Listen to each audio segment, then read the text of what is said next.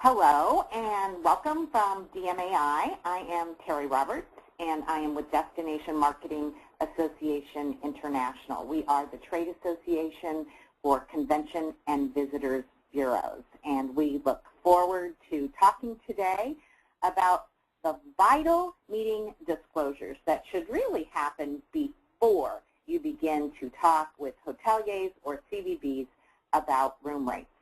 So before we get started, I would like to just thank ePro Direct, who is our sponsor for today's webinar, and welcome Emily Garfalo. Emily will talk to you just a brief amount of time at the end of the webinar to tell you about how ePro can help you. And I'd like to welcome Don Norman. Don is a good friend and a terrific meeting planner who has been a meeting and event producer for over 15 years. Don has a varied client base, including associations like Fitness Industry Supplier Association and PCMA. I was just with Don on Tuesday in LA for PCMA's LEAP event, which was a great event for the LA Southern California chapter. And Don, I think, brings a great voice to our discussion today, and she's a meticulous planner and attention to detail kind of person, and has a lot of experience that I think she will share with us as we kind of move through this interesting discussion about why you should really talk about rates last. Hey there, Don. Hey, Terry. Good morning or good afternoon for those of you not lucky enough to be on the West Coast. All right, now I know Chicago's a storm and we're burning down out here, so who knows? But welcome to you, Don, and to everyone who's joining us. Our goal today is really to jump into how does the power of the information that you take time to give your suppliers really end up affecting what you get for the meeting. And we really hope after this webinar that all of you will feel better prepared and know what you need to reveal and also know what you need to learn before you talk about room rates. And we all know that feeling of being pressed for time or anxious to get on to the next task. And I know that meeting planners, Don, like yourself, who are investigating potential sites either for themselves or their customers, are often reluctant to engage in kind of long, in-depth conversations or even provide extensive details about their meeting, right? They're eager to kind of eliminate venues that won't fit and discard undesirable ones, and so they kind of start out with distributing basic sort of rate, dates, and space information, and then they move very quickly to that next most obvious question, which is what, Don?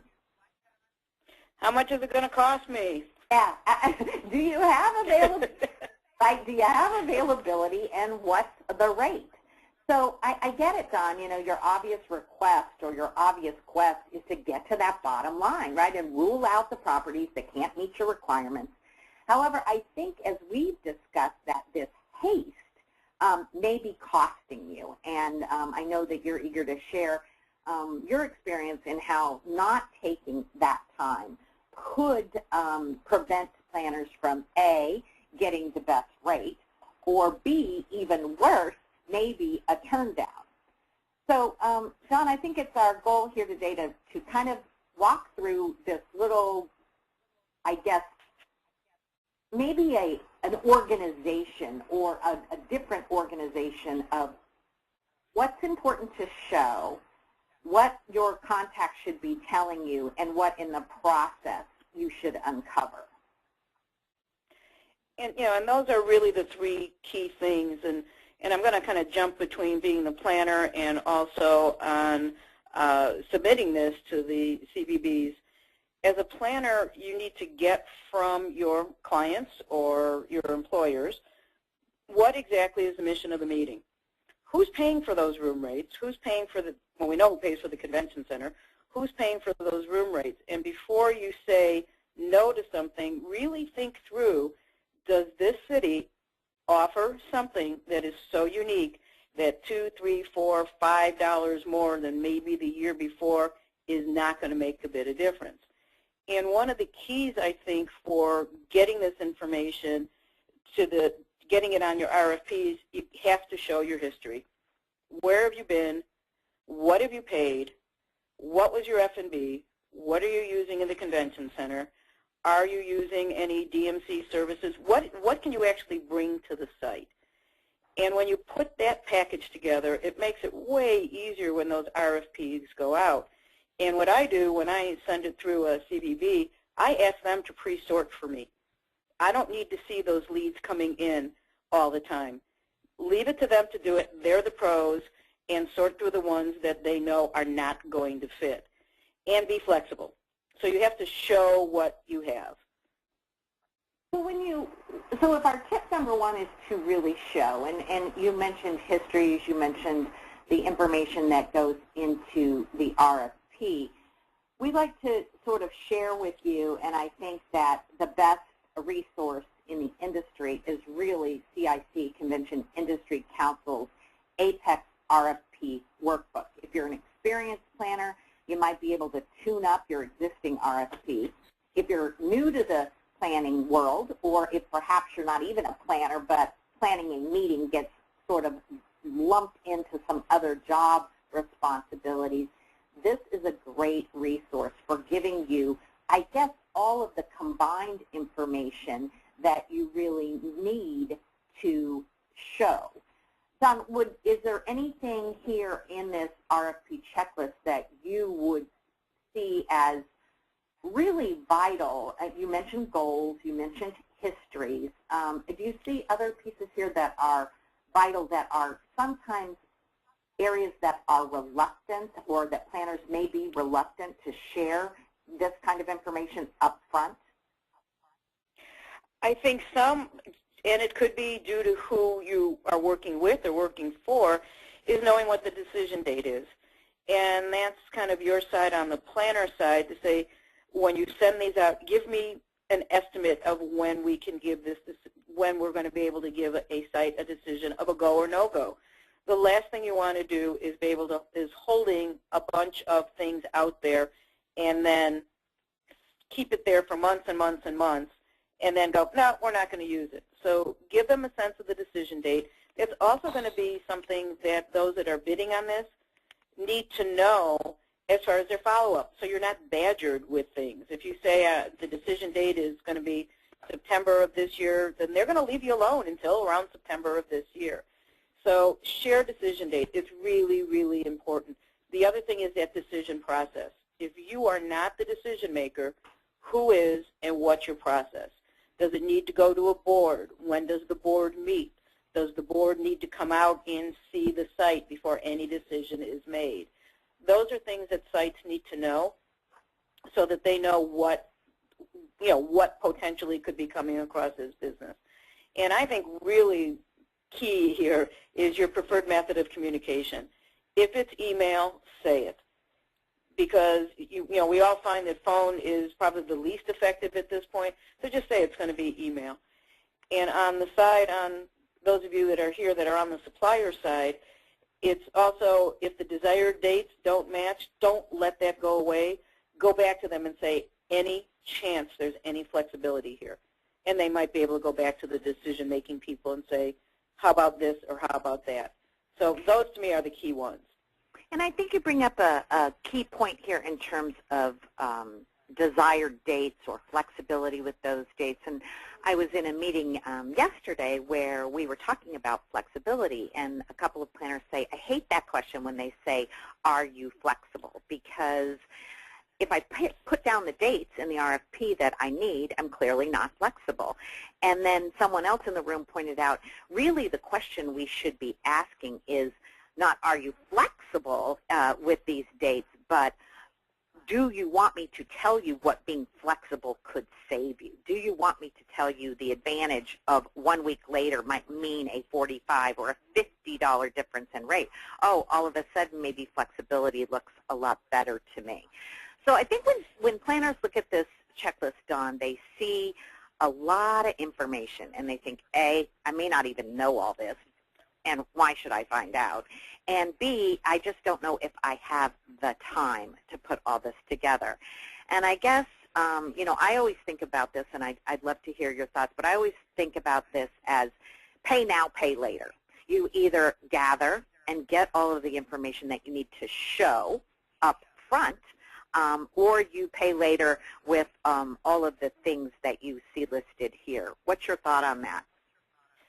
Couldn't agree with you more, because when you get to the point where you're booking something, and those of you that are experienced planners that are on, and maybe those of you that are just coming into the industry, you're going to find that you're going to answer all of those questions when you sign with someone. They're going to ask you exactly those same questions to put a resume together for your meeting. So why not make it easy on everybody? Put a generic package together that you keep in your files. It's just your RFP information, and you cut and paste it in. Should be easy to tell who your organization is, easy to tell what your goals are, easy to know what the demographics are.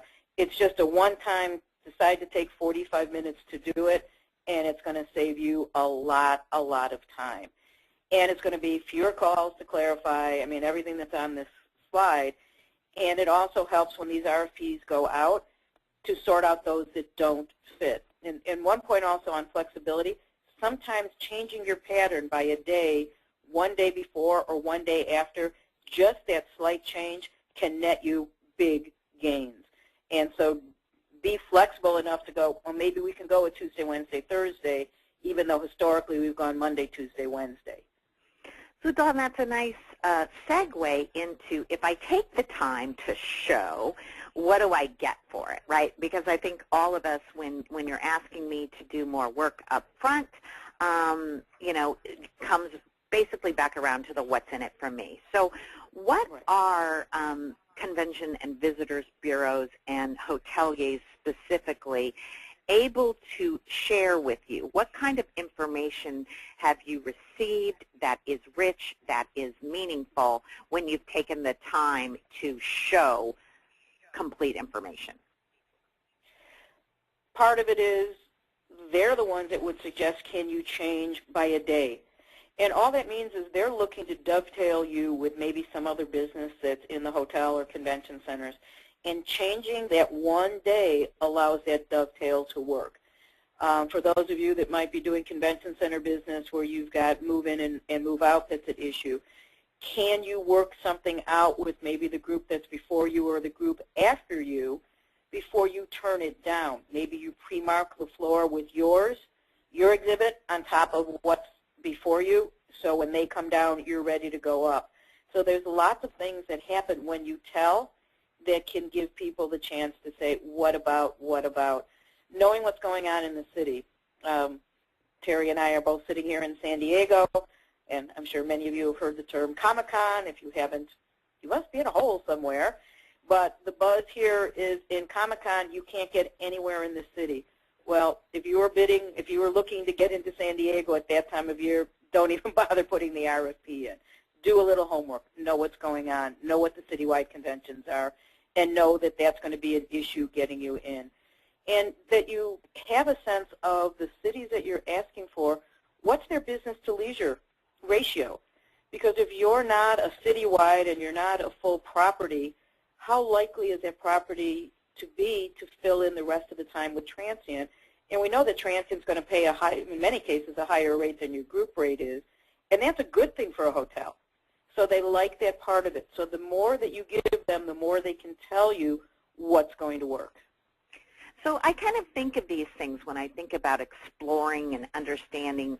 Every destination has a different profile. So when I think about understanding seasonal trends in the destination, historic demand, forecasted occupancy, when I think about special events that might be going in a city that would affect my meeting or my ability to book a meeting, or even the business and transient demand and how that might affect my group's arrival or departure pattern. You made a really good point. When I was listening to you, I kept thinking about it's not black and white. It's not sending out an RFP and saying, do you have availability? It's sending out an RFP that has enough information so that a CVB professional and a destination expert or a hotelier can educate you, and they can begin, and I think CVBs are in a great position to educate you about what's happening in the entire destination, because you said, well, you need to do your homework and find this out, and there's got to be folks on the line going, well, how do I find out about all of these things? And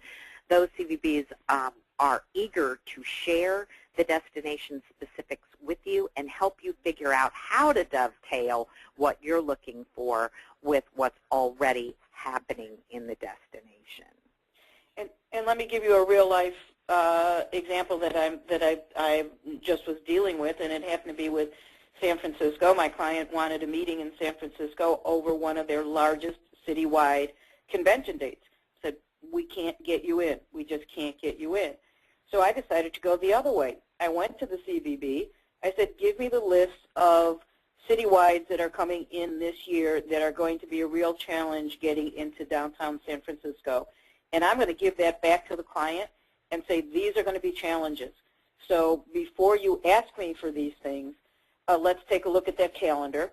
And if the if you see a citywide in there, that's going to be a challenge. So be a teacher and be able to, instead of just being an order taker, say, this is going to be a challenge, but look, here's an opening. Can we shift this a couple of dates? CVBs are more than happy to share with you things that are going to be kind of what I call no-go dates, and then you can work around no-go dates. Or even opportunity dates. It's not always a negative. It's not always about when you can't get in, but sometimes it can be about when you can get in and maybe take advantage of a large cancellation that's happened in a destination, or take advantage of a special event that might flow nicely with what you're also trying to achieve. So we've kind of covered, I think, show. We've covered tell and what's in it.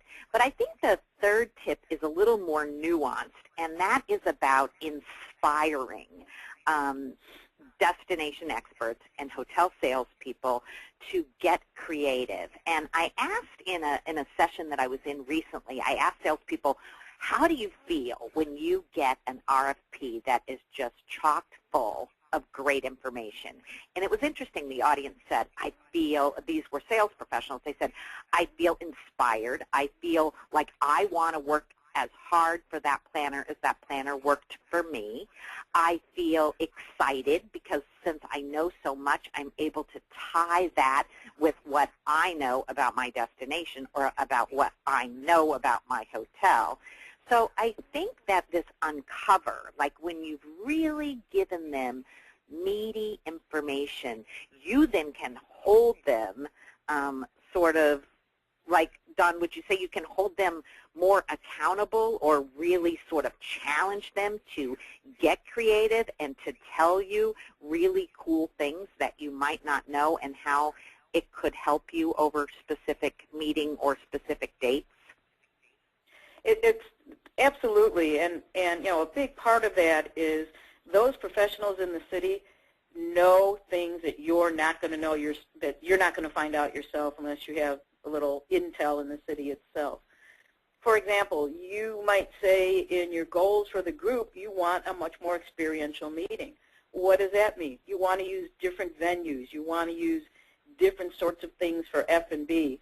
And those sales professionals should go, oh my gosh, that is such great news. We've got this. We've got that. We have chefs that can do really unique things. A great example, and I like giving you real-life examples, had a client that was doing an event in Sonoma. We actually worked through Empowerment to Sonoma. I knew nothing about Sonoma. The sales professional I worked with was able to hook us up with the wineries that worked perfectly for what we needed. We had bike trips. I called cycling and pedaling. So for those that were actually cycling, we had real bike trips. For the peddlers, they pedaled. Went to the wineries and pedaled more, and went to the wineries and pedaled more. They had as good a time as the cyclists did. We went to restaurants we never would have found on our own. We had unique transportation options that worked perfectly for what we needed to do. And that all came because the goal of the meeting was to be experiential, and the theme of the meeting was linked with cycling. So it all went together, and that all seamlessly went through the Bureau and made for a very easy event for me. And they know who the good people are. They know who's going to do the job that we need to have done. So absolutely, let them be creative. They want to be creative. They want to use their members. let them throw things out to you to say, have you thought about? What about this? Because when you see all of that, rate drops to the bottom because you are now much more experiential with your meeting. Yeah, it's such a good point. I'll maybe jump in here to say that our good friend Jim Gilmore, who wrote a great book called The Experience Economy, talks about meeting attendees specifically really craving a meeting experience. And I've kind of coined a new phrase that I call the HTA rut. And I was recently at a meeting in Chicago, and someone said, how was Chicago? And I said, I don't know. I could have been in Detroit. I could have been in Phoenix. I could have been anywhere because I went from the airport to the taxi to the hotel, back in the taxi, and back to the airport, you know, ATHTA. And I didn't really get to experience this wonderful destination like Chicago. And so I think uncovering the really cool insights and the things that will help you taste, see, experience the destination are what's going to make a difference. So to give one more example, our friends in Savannah, at the Savannah CVB, told me that they're working with docents in their neighborhoods, real Savannaites, if you will, who are in historic home preservation groups, who are in home and garden groups, and that these docents and volunteers, real folks from the cities, are getting involved in tours for meetings and conventions and giving people a real taste of Southern hospitality. And it has enriched meeting attendees' experience in the destination so much. So we hope that you'll be inspired to show, have education professionals tell and educate you, and then hold everybody responsible for uncovering the unique things that will make your meeting perfect. And Don, you did a really great job of, I think, giving some good examples of how CVBs really put you in a better position as a negotiator when you talk about rate, not at the front of the conversation, but at the end. And we all know that there comes a time when we really need to have those rate discussions. But anything here to add about, you know, how CVB's professionals make planners better negotiators in a destination? Well, I think, you know, Terry, on what you were saying is think of the experience first, and then think of the one that I just taught, your ROE, your return on experience, which will yield your ROI. So don't let that I be first, let the E be first. Look at that experiential, look at the CVBs to help you find those experiences, because when you do that, you can then negotiate not only with the facilities, but you're negotiating with your clients or employers saying, here's a great reason why we need to be here, because people are going to remember this experience. Education is a commodity. We can all do it. All we have to do is buy it. Experience is not. So when you go to the experience, it's much easier to sell it to your people, to then sell it to your attendees, to say, if it's $3 more or $4 more, who cares? Because the experience is going to be so significant, people are going to want to be where they want to be. Let your CVBs help. They know what the average rate is. They absolutely know what the average rate is, and they'll tell you up front if you ask the question. If you say, seasonally, what do you think? And they'll say, you know what, you're in high season. Can I negotiate that down? It's going to be a little difficult. So let them help. Let them help. They can give you all the information you need, you know, what's on here, the demand, what's going on in the city, and what hotels might have openings that make it work for you. Perfect, Donna, and I didn't set you up for that, but I know you have said many times that you found Empowerment a good tool, and we want to really let planners know about the resource at empowerMINT.com. And it is an online portal that helps you connect with destination experts in whatever destination you are considering. It gives you an opportunity to search and compare destinations regionally, statewide, in a city, review profiles at a glance, and really see what are these cities offering.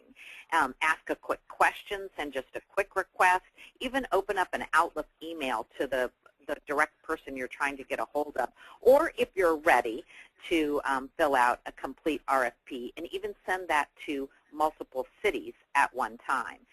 So I think just to reiterate, the Convention and Visitor Bureau promise is that we really feel that an entry into the destination, that we're the best first point of contact to help you find the right fit for any size meeting or event, no matter how you're sourcing that and no matter what partners you want to bring to the table.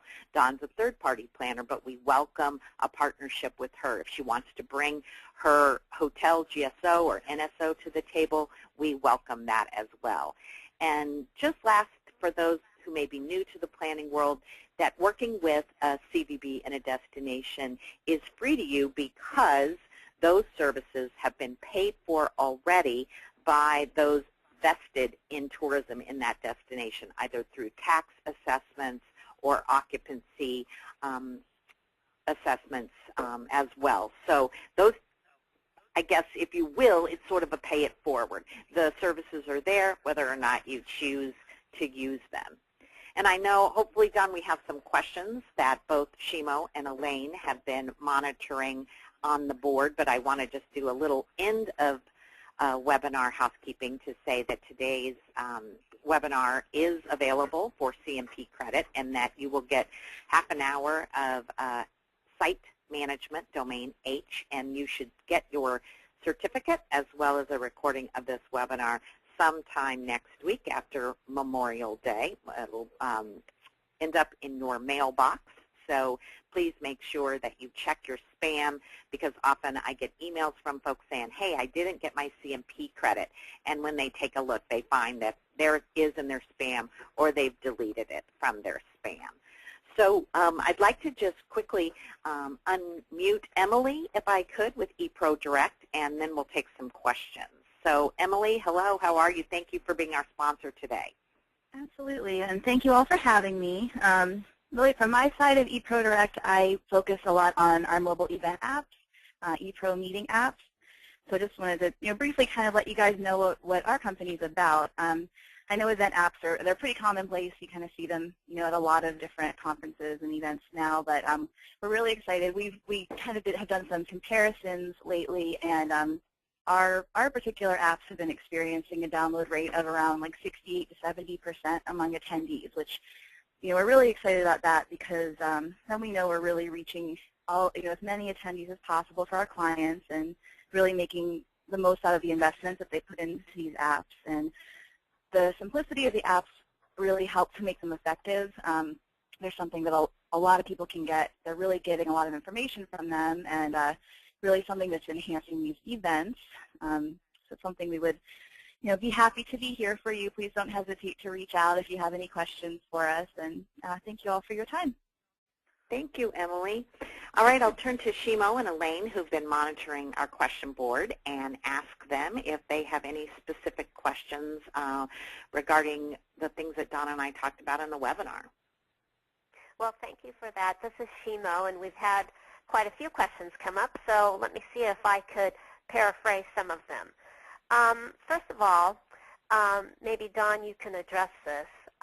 We have a planner who was just sort of talking about, he doesn't believe in giving a city, a contract before everything is negotiated. He really prefers to let the cities compete for their business. And he finds that he gets a better negotiations when he opens it up that way to multiple cities and many hotels. What's your take on that approach? Well, certainly if you've got the power of a citywide, absolutely, you can do that. I just, on my side of things, I always disclose if other cities are involved in the RFP process. It's not a secret. And most cities will ask, is somebody else bidding on this? And give them all exactly the same information. Then I would narrow it down to maybe the top two, and whoever the decision maker is at that point. If it's you, great. If it's a board, you need to present the case of the top two and get it down to the one, and then you can go ahead and negotiate the nitty-gritty of it. But I don't disclose what each of the cities are bidding on anything else. I just don't think that's the right way to do it. I could say something like, can we get that room rate down to whatever? Can we get the convention center rate down to whatever? But would never say San Francisco says this, San Diego says this, Anaheim says that. And I would not keep anyone hanging on whether you're going to use them or not once you're down to the final two, and say thank you very much, we really appreciate it, but we will not be using your city. Thank you, Dawn. You know, could I add?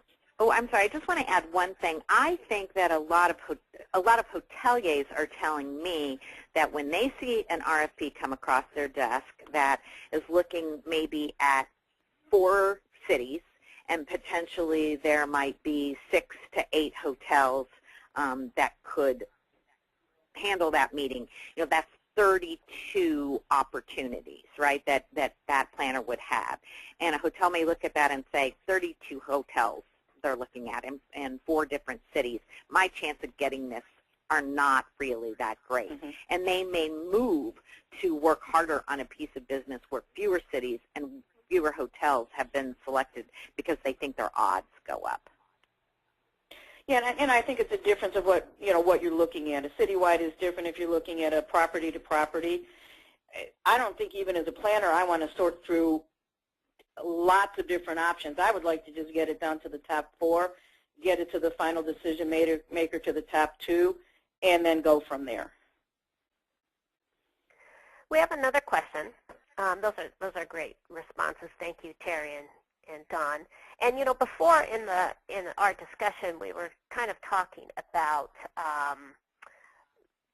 getting a list of the citywide dates so that you kind of understand what's going on in the city. But the question came up about why wouldn't we be asking the hotels and the CVBs for a list of open or need dates first? And is that an approach that you use, Dawn, or advocate that planners use? Depends on who I'm dealing with. If they're extremely flexible on dates, absolutely, and say these are the value dates, and that would work well. If they're going to give me this is the week, I'd rather put that information in front of them and say that's going to be a challenge right up front, so they don't start booking travel and things like that. So yes, getting value dates is very, very important, and it really depends on how your client communicates with you. When it's a large thing, I get the value dates first, and then I can say we can do better if we get into these dates. If it's a client that's a little less flexible, I feel I need to give them kind of information up front when they keep hitting on these citywide convention dates and say, okay, let's avoid these. Now let me give you value dates, and let them go from there. Perfect. We had a lot of questions that talked about wanting to receive this PowerPoint, and yes, you will receive a copy of the PowerPoint as well as the webinar replay in about 5 days. Dawn, can you also explain the commission versus non-commission rates, and what are the pros and cons, and how you approach that? Okay. Well, for third-party company planners, which I would call, like a Conference Direct, Helms Briscoe, Experian, Merritt's, all of those. Most of the larger hotel chains actually have dedicated salespeople to support those particular entities. For those that are independents, that are third parties, you really need to ask for your rates. When you ask for rates, you need to disclose right up front that those are commissionable rates. If you ask for a rate and then ask for a commission on top of it, it's always a really touchy subject. Do they add 10% just to give 10% back? Or in some cases, they'll go, yeah, we can make that a commissionable rate. I always disclose it up front and say if it's commissionable or not commissionable. And if it is commissionable, you need to find out from the properties, do you need your IATA number to make it commissionable, or will they work with you without that? You need to ask that question up front. So I disclose it up front. Does that mean the rate's a little bit higher? My guess is always yes. I mean, somebody's paying for that. Somewhere down the line, somebody is paying for that. Do your attendees, is that disclosed to attendees? I do, usually not. If you had a rebate to it, usually yes, you need to disclose that. So I ask for it right up front in the RFP, to say if it's commissionable or non-commissionable. And speaking of third parties, Dawn, how do you get around that some maybe convention and visitor bureaus or CVBs might feel that they are in competition with you or not? How do you deal with that from the upfront? I've never found anybody that's, I mean, because I've kind of been on both sides, both representing large associations citywide and then as an independent, and I really don't see much of a difference. Their mission, the CVBs, is to bring business to the city, no matter where it's coming from. And so if I have a value that's coming to the city and to their members, it really shouldn't make any difference whether it's a third party or not. And the bureaus really, you know, they're not going out. I mean, they can go directly to planners, and a lot of those planners are going to be independents at that point. So I don't see that it's competition. It is, I think, a tool as a third party that's a really valuable tool that you bring to your clients that they probably would not find on their own, or we hope they don't find on their own, because that makes your value that much higher. Excellent. Now, Terry, you said something, you know, really quite amazing, but we didn't quite capture the whole thing. So you said something that education is a commodity, anyone can buy it, but experience is. Oh, Dawn, you said that. I said that. I said that. Well, what'd you say? Experiences. Experiences are not. So the commodity of education is that anybody can buy it. So my theory of ROE, return on experience, the ROE is more important because it will come to your ROI. So what do you bring to the table that your meeting, your convention, your something or other with your customers is so experientially based that they want to come back again and again and again and talk about it to other people and go, boy, you missed something really great. That becomes your I. That becomes your ROI. Because the reality is all of us we can all hire the same keynote speakers. We can all basically roll out education. It's how we do it. And I'll say the same thing for hotels. You know, let's face it, it's a box with a bed. Why do we choose one hotel over another? Probably some people, because we get points. But the other is because you had a positive experience with it. You enjoyed it. There was something about it that hit that emotion, experience. And the commodity is any hotel is beds in a room. So that is my theory of, Terry has her taxi hotel theory, and mine is my ROE. Concentrate on your E, and your I will come naturally. Okay, excellent. I think, you know, I'll just add one thing because it seems like people are staying on to listen, so I always look at that as a good sign. But I think everybody, I don't care if we're a destination, if we're a hotel, if we're a planner, if we're an association, if we're a corporation, we're all looking for the same thing, which is return. We're always looking for return meeting attendees, return visitors, return hotel stays. We're looking for someone to return. And loyalty is created through extraordinary experiences. Normal, average, expected experiences do not gain loyalty. So we have to do these things that are, you know, really different to get people to want to return. And I think that that's kind of what this all is about, is instead of just kind of going, what's this going to cost me, what's my best rate, think a little bit differently to go, how can I build an experience that's so extraordinary that the rate to some degree becomes somewhat secondary. And I really think when you look at what attendees pay, if you do a survey and you ask people why they don't return to a meeting the next year, which is almost more valuable than asking the people that were at the meeting to evaluate the meeting, ask them why they didn't come, and you get this lump sum thing that says cost. It's this lump sum thing that they say. And then you have to figure out, well, what is that? Is it the hotel rate? What is the tipping point that that one cost? Is it airfare? Is it registration? What is the cost? Because you can affect, and I'm willing to bet you, and I'm willing to bet almost everybody that's still on the line, it's not going to be hotel rate. If you were to actually ask specifically if there's one thing that prevented you from coming to this meeting, what would it be? Number one would be dates, a date conflict. Number two would be something to do with cost, and my guess is it's going to be time out of your office. So it's not any one of the three things that we're talking about negotiating at this point.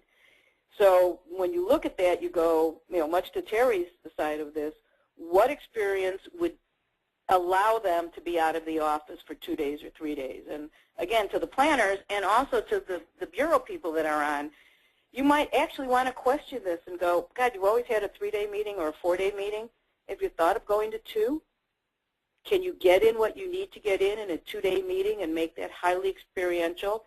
Get rid of one of the objections, which is I don't want to be out of the office that long, time is money, and get rid of one of those objections. So you really need to think, and Terry's heard me say this, I think Shimo has heard me say this too. I don't know whoever decided there's a box that you need to think in. I actually hate that term. So the term is just think. Think through when you are proposing this to whoever are the decision makers that you want to propose something that is different. And don't be afraid of different. You just have to affect the change curve to make people think differently. Excellent insight, Don. I'm going to keep going because I know that some folks have asked some questions that I'd like to get in. And another question was, what are the savings you see when you use, sort of an RFP approach versus just booking it straight with a hotel that you might know of somewhat blindly? Oh, I think it depends on your business. If you're a single property and you have maybe a global relationship with a particular property, a particular brand, then it's probably going to be way easier for you to just get that out to whoever your global sales is to get that done. But in the restructure of almost every major hotel now, the days of the big global salespeople are getting less and less and less, and it's being pushed down to the property level. If it's a single hotel and you know what you want and you know where you want to be, I would say you go negotiate with the hotel. If it's a city you don't know and it is hotels you don't know or venues in the area that you don't know, then going through the CVB is absolutely, I find, the best way to go. And by using the request for proposal method, you can compare offerings so that you can kind of negotiate and see, what your meeting can garner in terms of more discounts or concessions, et cetera, in addition. Exactly, and I think, and one of the things is also be reasonable what your value of your business is. If you're a 50-room meeting, very typical meeting, 50-room meeting with some meeting space and F&B, your request for concessions should be in line with what the value to that hotel is. If you're a citywide that's taking up thousands of rooms, then your request for concessions is obviously a lot higher, and the hotels will be much more amenable to giving you some of those things. But for planners that are on, and any of you that are relatively new, be realistic in what you ask. The value to the hotel and the value they're willing to give you back need to be in line with each other. It can't be a teeter-totter that is just totally balanced to the side of the planner. You want to make it balanced that both the planner and the hotel realize that this is a good piece of business and the concessions are in line. Well, Don, one of our planners just made a comment in our question box that said, he basically leverages other business that he has. So if he needs to place a tournament or a group over a very busy time frame, he has found that he's been able to negotiate lower rates with those hotels when he can bring other business to that hotel at a slower time. So being able to really comprehensively look at what your offerings are is important. Absolutely. I mean, you're a value as a customer. and use your customer value. I mean, I've got one client where we bring thousands of rooms to a city, realize thousands of rooms nice to the city, so when we come back and only need a small meeting, there's a value there, and it's way easier for them to go, well, yeah, that's a $1.5 million piece of business when you come in with this. Sure, we're happy to give you, much more concessions or reasonable rates when you bring back something smaller. So whoever that planner is, very good point, excellent point. Okay, Terry, I think that we have covered the majority of those questions. Well, thank you, Shimo, for facilitating the question and answer portion. And Don, indebted, as always, to you. You did a great job today of just, I think, really, talking through, like you said, not thinking out the box, just thinking. It's something we all need to, it's something we all need to slow down and do. I appreciate it, and I think that you send a message that is really relevant to the times we're living in. So take good care. Thank you for joining us, advocating for the use of convention and visitors bureaus, and thank all of you who joined us today, and I hope you enjoyed the webinar. Look next week for your CMP certificate, a recording of the webinar, as well as the slide deck. Thank you all, and have a great day.